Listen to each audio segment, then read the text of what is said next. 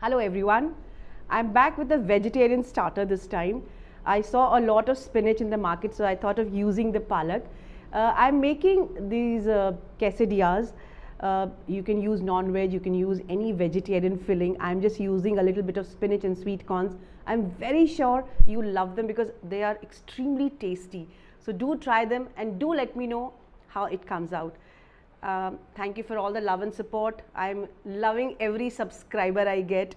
I know it's not easy to get the subscribers, but thank you so much. So now I'll do the tasting and you just see how it is from my expression.